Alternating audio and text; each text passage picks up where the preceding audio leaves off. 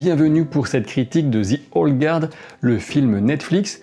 Le format sera un peu différent de d'habitude, un peu moins écrit et surtout beaucoup moins illustré, la faute à cette formidable luxation de l'épaule droite dont j'ai écopé en combattant bien sûr des entités transdimensionnelles ultra puissantes qui menaçaient de détruire l'univers et qui sont les seules capables de vaguement me blesser, puisque vous le savez, de manière générale, je suis indestructible, invulnérable et tout puissant.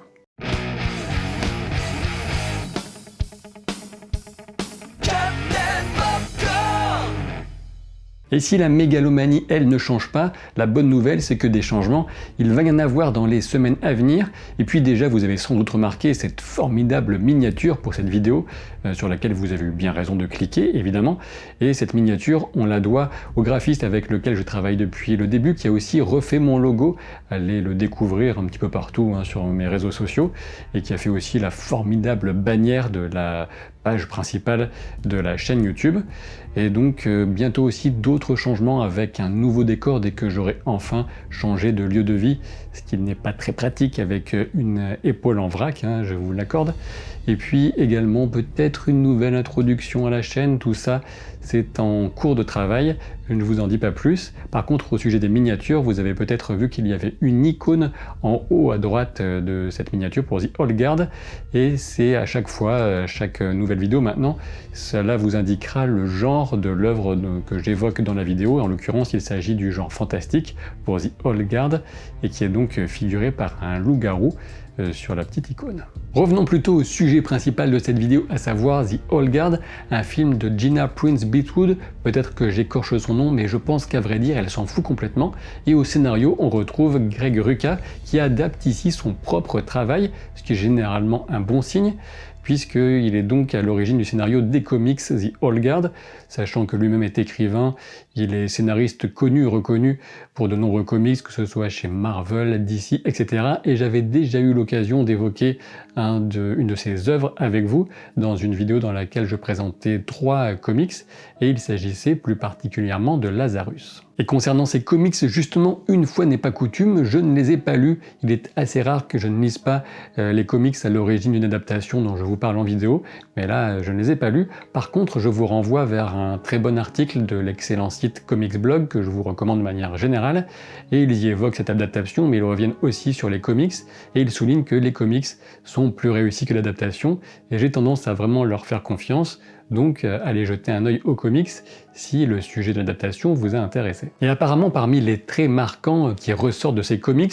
il y a la violence des combats, il y a le dynamisme du trait de Leandro Fernandez, qui est donc l'illustrateur principal de ces comics, et les jeux d'ombre et de lumière qui sont notamment mis en valeur par la mise en couleur dans les comics. Et tous ces éléments, on les retrouve mais en version sans aspérité, en version light malheureusement, de mon point de vue, dans cette adaptation Netflix. Et au passage, j'ai envie d'ajouter une petite digression, puisque quand je pense immortalité et bande dessinée, eh bien j'ai plutôt tendance à penser à Hajin, un manga dont je vous ai déjà parlé en vidéo sur cette chaîne, et qui est très original, très ingénieux, souvent vicieux, dans l'utilisation de l'immortalité dans des combats, notamment des combats modernes à l'arme à feu.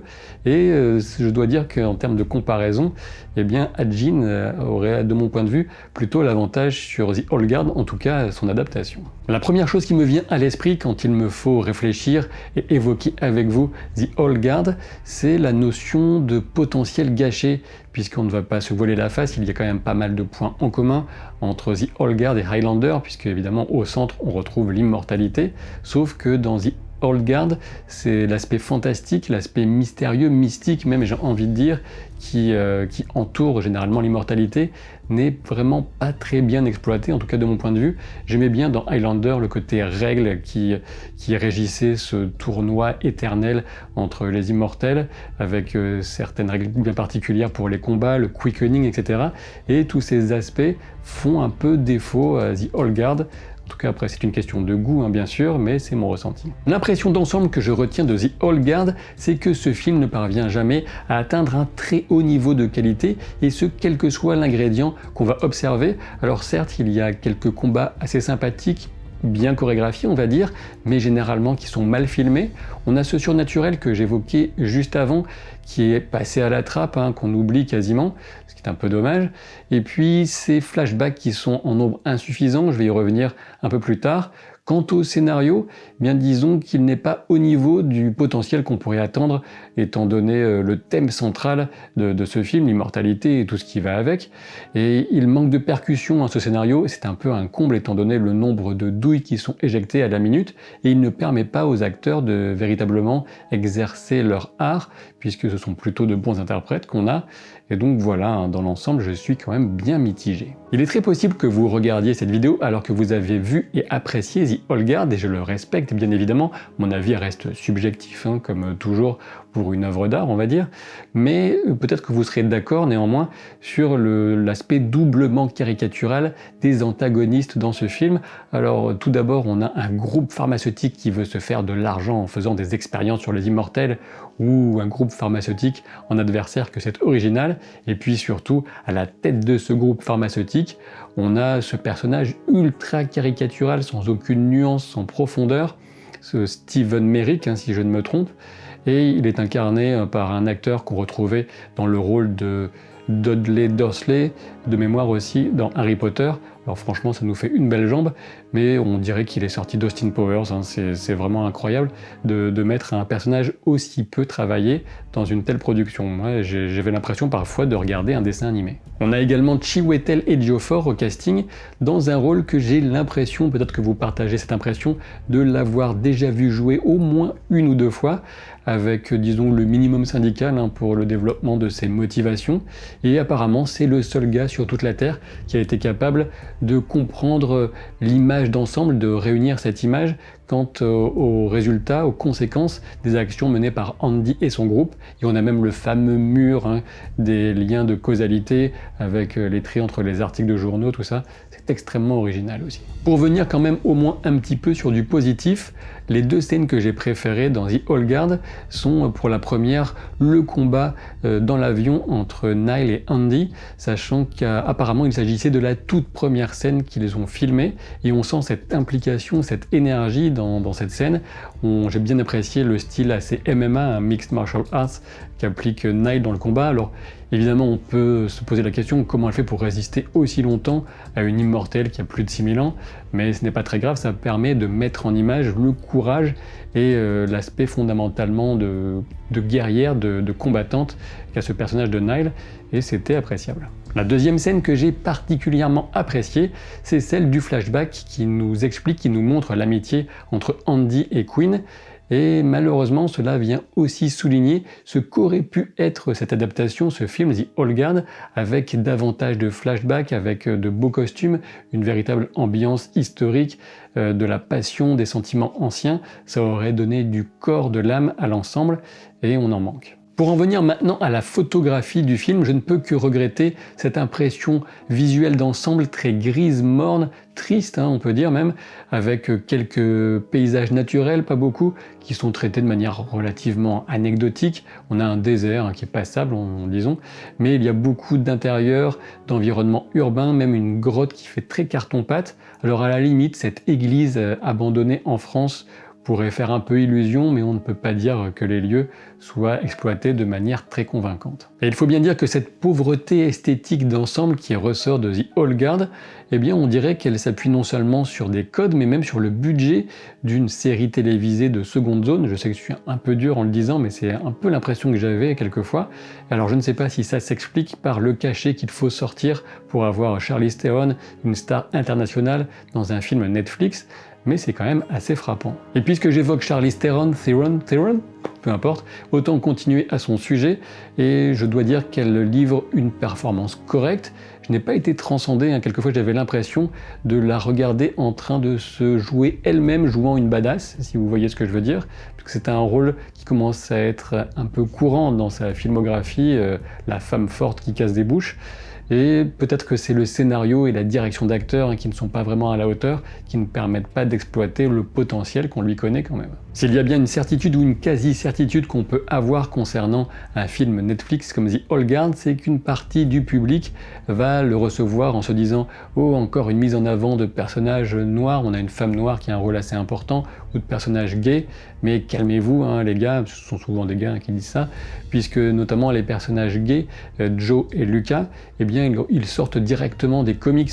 Par contre, ce que je dois avouer, c'est que je n'ai pas été particulièrement touché par la déclaration d'amour enflammée, un peu idéalisée, que Joe fait à Lucas quand ils sont dans cette espèce de camion avec tous les gardes autour d'eux, puisque bon, les gars, ils ont 800 ans, ils sont pas spécialement en danger, c'est un peu la routine pour eux, ils n'ont pas de raison de penser à ce moment-là que l'un des deux pourrait mourir.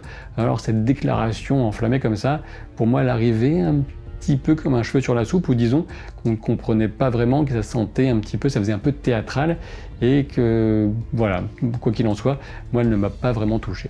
Greg Rucka, le scénariste, je vous le rappelle, a pu expliquer lui-même qu'il avait dû mettre des efforts dans le développement des personnages secondaires par rapport aux comics, puisque, on le sent bien, tout est centré autour d'Andromaque ou Andromache dans les comics de City.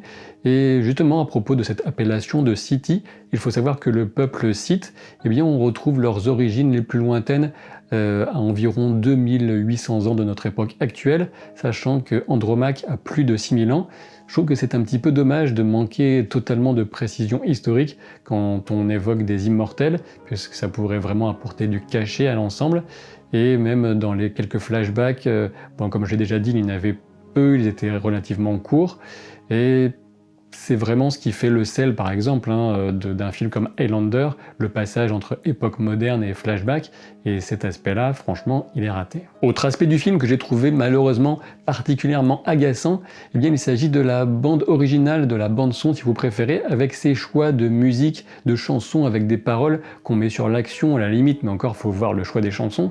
Mais le pire du pire, c'est quand on met des chansons à texte sur des dialogues. C'est une des fâcheuses tendances qu'on retrouve notamment sur des séries adolescentes Netflix comme The Rain ou encore Pretty Little Liars, pour le peu que j'ai pu en entendre.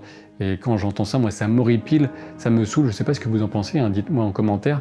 Mais des chansons avec des paroles, alors que les personnages sont en train de discuter entre eux, moi, ça me casse les pieds. Vous l'aurez compris, le résumé de mon avis sur The Old Guard, c'est qu'il s'agit d'un film moyen, voire médiocre, pour reprendre le petit terme favori de Immortan Joe, le personnage de Mad Max Fury Road. Et je pense que si ce film était sorti en salle dans un contexte normal, il aurait fait un semi-flop au mieux. Et bien évidemment, le contexte actuel, il n'a rien de normal. On n'a quasiment aucune nouveauté cinématographique à se mettre sous la dent. Et puis il sort sur Netflix. Et je pense qu'on a des attentes inférieures, qu'on a un niveau d'attente inférieur, puisque les films originaux Netflix, c'est quand même pas terrible. Et le résultat, c'est un accueil critique bon, voire très bon, que ce soit auprès de Collider ou d'autres organismes de presse ou d'internet aux États-Unis, même si certains sont plus mesurés, heureusement. Et sur Rotten Tomatoes, on a un score de 81% pour les professionnels et 71% pour le public. Il me semble également qu'on peut ajouter l'effet de la présence de Charlize Theron, qui est très appréciée, qui est considérée comme une très grande actrice, qui est quasiment béatifiée de son vivant, et ça a dû aussi impacter l'accueil de The Old Guard auprès de certains journalistes. Et si jamais on me demandait d'améliorer ce film, c'est complètement hypothétique, ça n'arrivera jamais, mais ça peut être assez amusant de se poser la question. Déjà, je modifierais la bande originale, oui, ça c'est clair. Il y a des éléments de réalisation qu'il faudrait améliorer, notamment prendre un peu plus de recul pour filmer les chorégraphies de combat, pour qu'on puisse bien profiter de leur spatialité, bien comprendre les mouvements, c'est vraiment essentiel pour avoir de bonnes bagarres à l'écran. Et puis, je pimperai un petit peu le scénario pour y mettre un peu plus de fantastique, et j'éviterai la tarte à la crème du groupe pharmaceutique très méchant, parce que ça c'est plus possible. Toutefois, pour nuancer un peu mon propos, je peux supposer que l'un des objectifs de la réalisatrice, avec cette photographie assez morne, terne, grise, c'était de rendre le seum, on peut le dire, du personnage principal, Andy, qui en a marre d'être immortel. Et alors, ça peut fonctionner, mais pas sur toute la durée d'un film, puisqu'il faudrait contrebalancer ça en mettant beaucoup plus en avant la joie de vivre, la passion qui pouvait l'animer quand on était plus jeune, avec des flashbacks plus nombreux et plus réussis. Je vais quand même vous prévenir maintenant que je vais évoquer quelques gros spoilers sur l'intrigue du film, donc destinés à celles et ceux parmi vous qui l'ont déjà vu ou celles et ceux qui s'en foutent, puis je vous mets un timecode en bas de l'image pour éviter ce passage. Que ce soit dans ses motivations, son traitement ou surtout ses conséquences, j'ai trouvé que la trahison de Booker était vraiment faible, et c'est dommage puisque le personnage en lui-même était assez intéressant, et notamment son interprète, avec un visage, une gueule qui avait quelque chose. mais bon, c'est comme ça, c'était un peu dommage, et ça participe à la faiblesse aussi de l'intrigue d'ensemble. Du côté de la vulnérabilité, de la mortalité soudaine de Andy, on ne peut pas dire que ce serait une grosse surprise, puisqu'il y avait un bon gros fusil de Tchekhov qui était placé dans ce flashback, quand cet immortel, il y a très longtemps, a été mort dans les bras de Quinn et de Andy.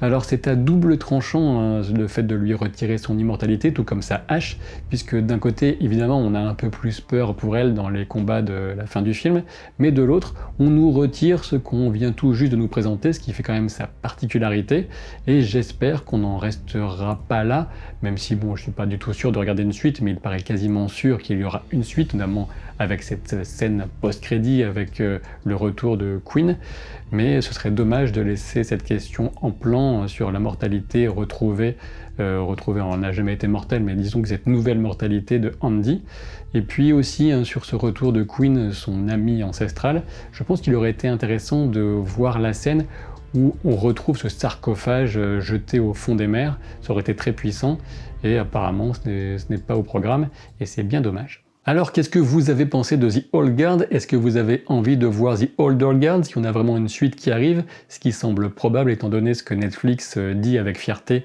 du nombre de visionnages de ce film? Vous me direz tout ça en commentaire. Peut-être que vous aurez aussi envie de jeter un œil à ce t-shirt qui est complètement gâché hein, par le système qui tient mon bras, mon épaule en place. Vous le trouverez en description de la vidéo. Je vous invite à vous abonner à la chaîne, à laisser le petit pouce en l'air. Ouais, je fais la totale, je demande tout, j'en ai rien à faire. J'ai tellement galéré à faire cette vidéo qui s'est arrêtée au plein milieu à cause d'une carte mémoire. Et oui, la vie de youtubeur, c'est plus dur que ce que vous pensez. Et je vous dis à très vite pour de nouvelles aventures. Salut!